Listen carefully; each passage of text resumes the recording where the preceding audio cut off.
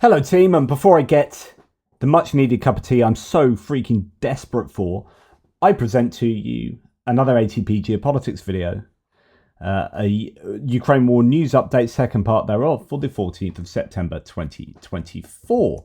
Okay, we're going to start with, well, this is a military aid and assistance video, but we're going to start with this rumbling, never-ending discussion, debate, debacle concerning the use of Western weapons deep into Russian territory. So we've had this meeting between Keir Starmer and Joe Biden in the US. Keir Starmer, the UK Prime Minister, who's been over visiting in order to provoke this debate, because I don't think this meeting would be happening had Keir Starmer not wanted to talk about this. This is the reason he's in the US, as far as I understand it. Anyway, John Kirby, the national security spokesperson, said no public statements are expected following the Biden-Starmer meeting. Earlier, Blinken said that Biden and Starmer would talk about allowing Ukraine to strike deep into Russia with Western weapons. Ukraine should not expect any changes in strikes deep into Russia from the meeting between the US and British leaders, according to the White House spokespeople.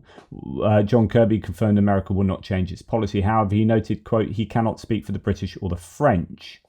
Okay, so no report says British Prime Minister Keir Starmer said the final decision on the use of Storm Shadow missiles deep into the territory of the Russian Federation has not yet been made, but hinted that further development is possible in this matter. So that is thought to be the case. Thought to be that they're going to maybe give a decision at the NATO meeting fairly soon. However, as read in The Guardian today, British sources say London and Washington have decided to allow Ukraine to use long-range missiles, but are not yet willing to announce it. At the end of the day, I really don't know what's going on here. Now, let's go through some of this article. Joe Biden dismisses Russian threats during the meeting with Keir Starmer. He was caught on camera saying, or not caught on camera, he said, I do not think much about Vladimir Putin. Someone asked, what do you think of Putin's blah, blah, blah? I do not think much of Vladimir Putin, which is a kind of a cool answer. He also reprimanded James Matthews from Sky News, who jumped the gun by asking Biden, what do you say to Vladimir Putin's threat of war? And Biden scolded him, saying, you be quiet, I'm going to speak, okay? The president said before beginning his prepared remarks, so trying to jump in before the remarks. Anyway, after the summit, Starmer said the meeting was not about a particular decision on Storm Shadow. Quote, well, we've had a long and productive discussion on a number of problems, including Ukraine, as you'd expect, the Middle East and the Indo-Pacific, talking strategically about tactical decisions, he said. However, Biden indicated the topic came under discussion between the leaders and their teams in response to a shouted question asking how soon he was prepared to let Ukraine fire missiles deeper into Russia. Biden said, we're going to discuss that now. So evidently it's been discussed. Neither of the presidential candidates, Harris or Trump, were in the Capitol and available to meet Starmer because both were campaigning. Starmer said he had never spoken to Harris, but he did speak to Trump briefly after the former president survived an assassination attempt in the summer. Okay, later in the article, the Biden-Starmer meeting was called at the request of the UK, the White House said. After a short one-to-one between the leaders, no press conference was scheduled. The UK government has for days been dampening down expectations of a public announcement about Storm Shadow being used in Ukraine, though the discussions prompted Putin to warn on Thursday that allowing Ukraine to use Western-made long-range missiles would amount to NATO being at war with Russia. Starmer, however, told reporters as he flew into Washington, quote, Russia started this conflict. Russia illegally invaded Ukraine. Russia can end this conflict straight away. Ukraine has a right to self-defense. Putin had been expected to counter-talk a fresh help for Kiev with threats. Ukraine's President Zelensky has been pushing for months for permission to use missiles, including during talks this week with Lammy and Blinken. British sources say London and Washington have decided to allow Ukraine to use long-range missiles, but are not yet willing to announce it. Deploying the missiles, Western officials add, should be part of a wider plan designed to try to bring about an end to the full-scale war. Zelensky pleaded on Friday for the US and UK to speed up the process and allow Kyiv to make the war, quote, more difficult for Russia. In a lengthy statement, Zelensky said, quote, anyone who sees a map where Russia launches its strikes from, trains its forces, keeps its reserve, locates its military facilities, and what logistics it uses, clearly understands why Ukraine needs long-range capabilities. No excrement, Sherlock. They definitely need these long-range abilities, and the US, unfortunately, is not quite yet forthcoming. Ukraine has provided the US and Britain with a list of potential targets in Russia for strikes using Western weapons. According to Reuters, the list includes command centers, fuel and weapons depots, and troop concentration sites. Initially, Ukraine aimed to use ATACMS missiles to strike Russian airfields. However, 90% of the planes Russia uses for bombing operations are now stationed at airfields beyond the range of ATACMS. On the other hand, Justin Trudeau, for example, of Canada, said he fully supports Ukraine in the use of long-range weapons and will prevent Russian attacks on hospitals and kindergartens. Quote, Putin is trying to seriously destabilize the rules-based international order that protects us all, Trudeau added. So Canada's supportive of this move. Sweden and Finland have responded to Putin's threat by confirming that Ukraine has no limitations in using their weapons on Russian territory, in such contrast to Biden, Sullivan cowardice, says Jay in Kiev, who's obviously very worked up about this, and rightly so. Hundreds of years of dealing with Russians makes it an easy choice. So there is a lot of support for this, but I guess you've got Germany, at least, I don't know about their position on striking deep into Russia with regard to other nations doing that. But with regard to supplying tourists, they're not changing on tourists. In fact, that's been reconfirmed over the last few days by Scholz. There are some rumours that Scholz might step down, that there are potentially people that wanting someone like Boris Pistorius, the defence minister, to take over. So there could be some changes in the German government at the moment. I don't know, just rumours. But yes, Italy are not a fan of Ukraine striking deep into Russia. And obviously we know about the US. Okay. Now, Jakub Janowski says, it's been known for well over 2 years that the West has been providing this kind, so intelligence, analysis, etc., of support to Ukraine. Extending that to strikes against military targets within the Russian is, in my opinion, not a big deal. But some people think it is a big deal to strike deep into Russia. This is a thread or a post from Paolo Massetti, although his opinion is that they should be allowed to strike into Russia. He's just discussing what the Ukrainian war analyst Michael Kaufman has said. It's not just about having a missile and firing that deep into Russia. There's a lot more that's involved. And actually, it's almost more about the intelligence. And in order to fire that missile into Russia, you might well need American intelligence to enable you to acquire that target, kind of give you the go-ahead, take off geofencing and so on and so forth. So there might be more American involvement with firing a missile at a Russian target than you might think. Anyway, Michael Kaufman explains in one of his podcasts that the issue of launching long-range missiles towards Russia is far more complex than how many commentators present it. Ukraine and its supporters are asking for much more than just permission for Ukraine to point its weapons wherever it wants. They are asking for a joint NATO-Ukraine operation with NATO personnel involved in an attack campaign against Russia within Russia's internationally recognized borders. Listen to Kaufman, who is much more honest than many keyboard warriors.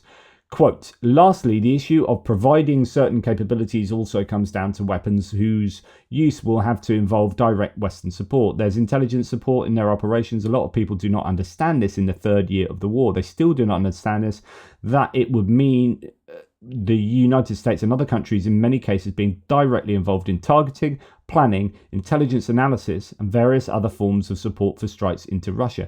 And maybe for some folks this isn't a big issue, or maybe it's a very minor threshold to cross, but it's not their call. It's up to the people responsible for making these decisions and dealing with the consequences of those actions to wrestle with them. Which is a fair point, right? Back to me. But we have known that this has been happening since they've been using HIMARS. There were some reports that the US, they would supply the targets to the US and the US would go, yep, that's fine, allow them to fire at those targets, and that would happen. There's almost undoubtedly a lot of Western assistance with regard to satellites and satellite imagery and military satellite imagery. France has that capability. I presume the UK does, and the US obviously. So there's a lot more to it. I think Michael Kaufman is somewhat correct here. I mean, he's absolutely correct. It's whether you find that's a problem or not.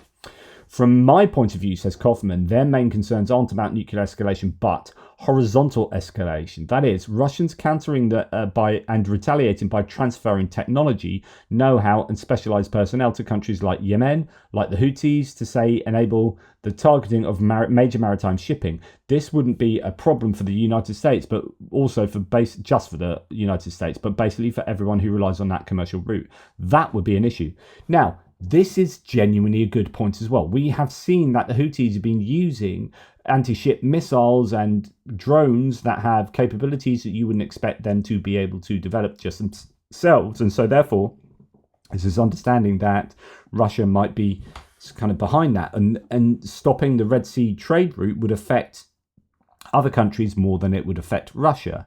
Probably is China is a beneficiary of that. But I think that's a really interesting point, that it's not so much about nuclear escalation, but about other areas where Russia might have a direct effect that could really impact global trade, really impact the economies of every country involved in this war.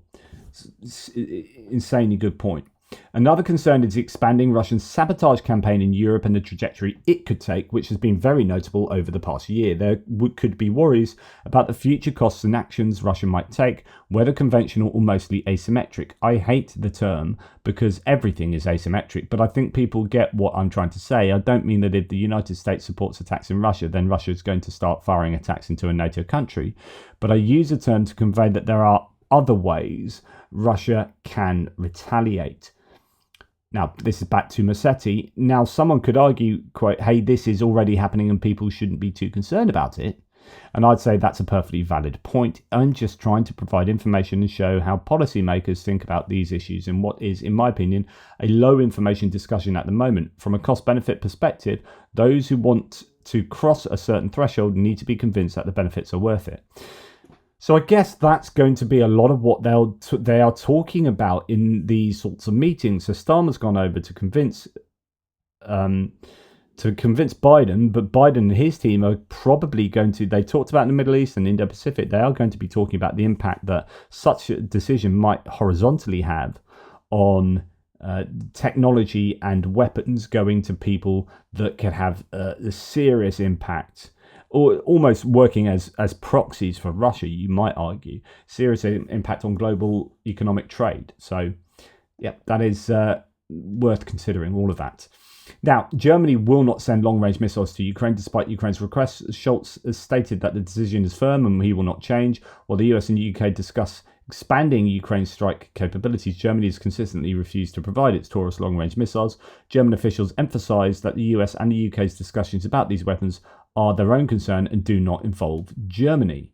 ATACMS are pointless, according to Zelensky, without the ability to strike inside Russia. So US-supplied ATACMS are pointless in Ukraine due to their limited quantity, so they don't have enough of them, and the restrictions on striking deep into Russia imposed by Western partners, according to Zelensky. So if you're going to give us ATACMS, well, we need a whole bunch more, but they're kind of pointless unless you can allow us to fire them at the things that really matter. And at the moment, those are mainly in Russia. Right, Putin, on the other hand, his options to retaliate if the West let Ukraine use its long-range missiles to strike Russia could include striking British military assets near Russia or, in extremis, conducting a nuclear test to show intent, according to Reuters.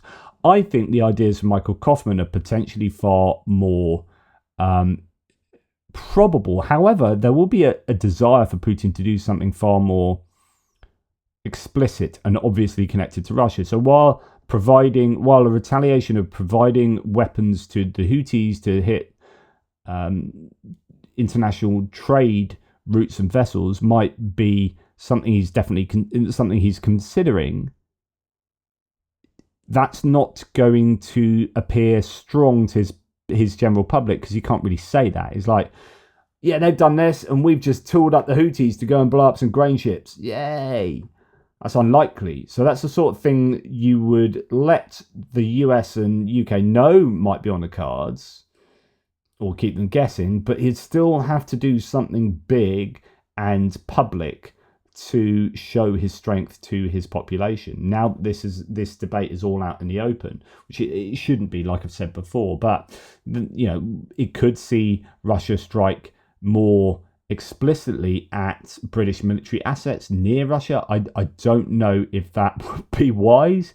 That looks rather Article 5y of the NATO agreement. Anyway, Bloomberg is reporting that the Kremlin may step up sabotage and cyber attacks against NATO if Ukraine is allowed to strike Russia with Western weapons. Now, this is probably more likely, and it goes back to what Kaufman was saying, is one of the elements of the asymmetrical retaliation that they could do, and it is incredibly likely. In addition, Russia could respond with direct or indirect attacks on US forces in other regions, such as the Middle East. Now, I guess you could argue that the Russians could do more damage than we could do to the Russians. The Russians have a relatively small economy with relatively few people. Okay, it's a big country geographically, it's quite a big country population-wise, but compared to all the allies of Ukraine, they are minnows, economically speaking and demographically speaking. So Russia could do some serious damage to, say, the US economy, European economy with cyber attacks, more so than the real damage in percentage proportional terms. Okay, they could be somewhat similar. Like, Russia could, say, take out 10% of the, I don't know, the NHS system in UK with some cyber attacks, and we could take out 10% of the Russian system. But if Russia took out 10% of like the European healthcare systems and we took 10% of the Russian system out, then Russia are doing way more damage than us. Now, that's way too simplistic, but you get the idea, is that the potential for Russia to cause damage there is higher than the potential for us to cause damage back to Russia. What our hope is that we could cripple Russia to the point that it would have some kind of political collapse. Anyway, I digress. The Department of Defense has said, so staying on the US here, it has $5.9 billion left in Ukraine, in the Ukrainian Presidential Drawdown Authority, and all but $100 million of it will expire on October the 1st. The DoD will continue to provide drawdown packages in the near future and is working with Congress to seek an extension of PDA authorities. They have 100 million. The reason 100 million is mentioned here, 100 million is what the US has every year by default in PDA. So without appealing to Congress, they can kind of unilaterally decide, any administration can unilaterally decide to give $100 million worth of kit to whoever they want around the world, right? Within the strategic remit of the administration, one assumes. They've had that extended to to whatever it was, but they've got $5.9 billion left till the end of September. That is still an issue. They still need an extension of that. Otherwise, man, they need to be spanking that right now. This could be an almighty cock-up if something isn't sorted out in Congress toot sweet very quickly. Yes. Anyway, moving on. Right, now on to other military aid topics. So Poland is considering the possibility of transferring additional MiG-29s to Ukraine, according to their Foreign Minister Sikorski. Quote, "We are considering the possibility of providing additional batches of equipment, including possibly MiG-29 aircraft." So they ended up not providing a bunch some time back, and it would be rather useful if they did. I think they were waiting for backfilling from the US in terms of what planes they were buying as replacements. Warsaw could transfer these planes if partners help them with the equipment to protect Polish skies. Additional pictures of the Hawkeye in Ukraine from AM General's website. So this is I've seen a number of pictures of this, some mounted on the back of, say, a Humvee type vehicle. This is a type of there it is on the back of that Humvee there. So what is likely to be the first look at the Hawkeye 105mm self-propelled gun prototype in Ukrainian service.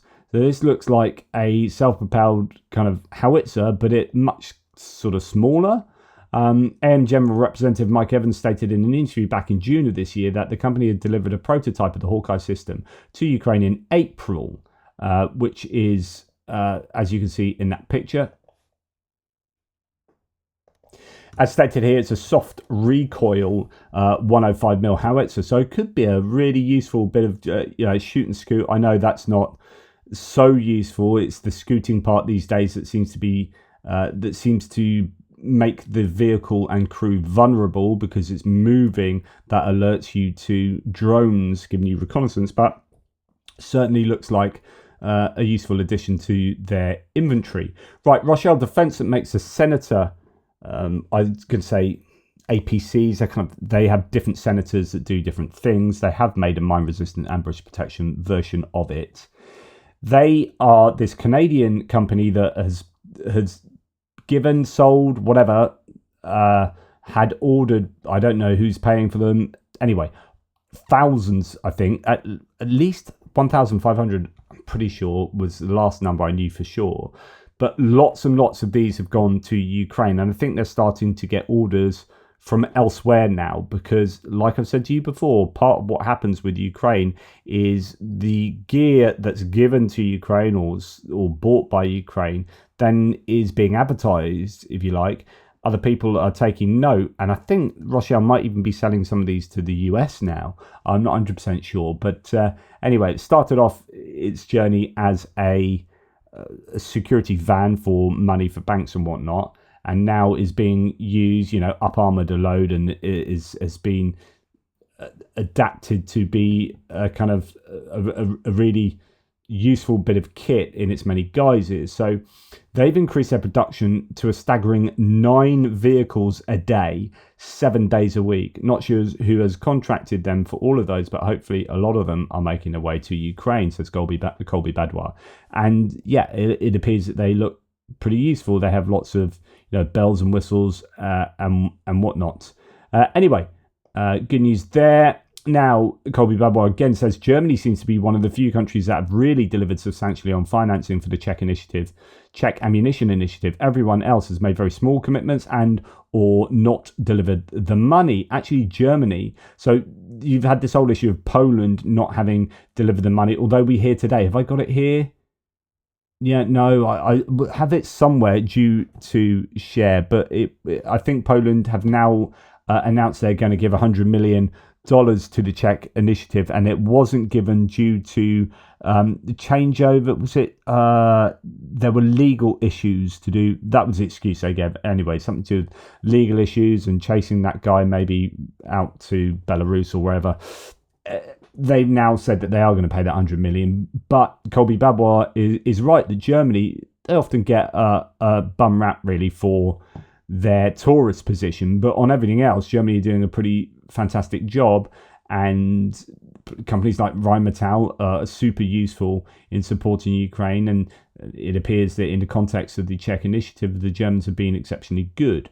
Ukraine, on this general artillery ammunition subject, Ukraine has officially announced, we'd thought this was happening previously, but they've officially announced that they have started producing their own 155mm artillery shells. Wow, that's incredibly important. In fact, as they say here, this is an important step towards self-sufficiency for Ukraine, says Termod Malvin Seither. Okay, moving on. I find this pretty interesting. Ukraine wants 12 Viper attack helicopters spurned by Slovakia. Interesting. So, oh goodness, I've got to disable my ad blocker. Give me 2 ticks. Right, here we go. So, as Slovakia's government wobbles over previous cabinet's plan to buy 12 AH-1Z Viper attack helicopters from the US, Ukrainian officials are intensifying their lobbying in Washington to secure the aircraft for their defense against Russia. The US State Department in July approved a tentative foreign military sale of 12 Vipers made by Bell to Slovakia for an estimated $600 million, a hefty increase compared to the initial offer of $340 million extended to the previous Slovak government. The discount was in part due to the fact that the deal with the initially envisioned recipient of the US equipment Pakistan had fallen through. A senior industry official close to the talks said Bratislava's efforts have since aimed at decoupling the discount from the Vipers and instead apply it to other prospective purchases like F-16 warplanes and air defense systems. That has left officials in Washington miffed, the industry official said, speaking on condition of anonymity to discuss ongoing negotiations, says the defense news site. Anyway, it looks like Ukraine, one of the Ukrainian lawmakers has told Defense News that they have shown an interest in the 12 Vipers since 2022. I guess it would be pretty useful to be able to get hold of these. Obviously, you're worrying about training then and the footprint and maintenance, etc., etc. But it could be a goer. I guess getting them everything you can that will help would be useful. But we'll see if anything pans out. They're also after some obsolete equipment, the Ukrainians that is, from Italy, as we've heard recently. Not that those Vipers were obsolete, of course. Right, Wild Hornets, the drone manufacturer, has said that successful tests of the world's first rocket launcher drone, the beloved drone unit of the separate presidential brigade named after Bogdan Khmelnytsky, installed a rocket launcher on the Queen Hornet FPV drone and conducted a successful test. From now on, an ordinary rocket launcher can work at a distance of 5+ kilometers. This opens up new opportunities for the military. We can't tell you any other details yet, except that we will continue to work in this direction in collaboration with Bulava, with the goal of going into mass production to help our military. If you want to participate in the creation of new types of weapons for the elimination of Russia, you can do so by donating any amount. So the Wild Hornets are a really good, I think, organization working hard to help the Ukrainian military. So here's the video that they show with the ATGM on board, and fairly sizable quadcopter there. Looks pretty robust, and the issue is probably going to be with stuff like recoil, but it appears, I mean, if those rockets have the ability to find their target themselves, then that's not too much of an issue, and could be a useful evolution there for these drones. The Wild Hornet team seems to be doing a fabulous job of getting feedback off the front line and just constantly innovating to produce better and better and more useful equipment for the Ukrainian armed forces. And there is another example.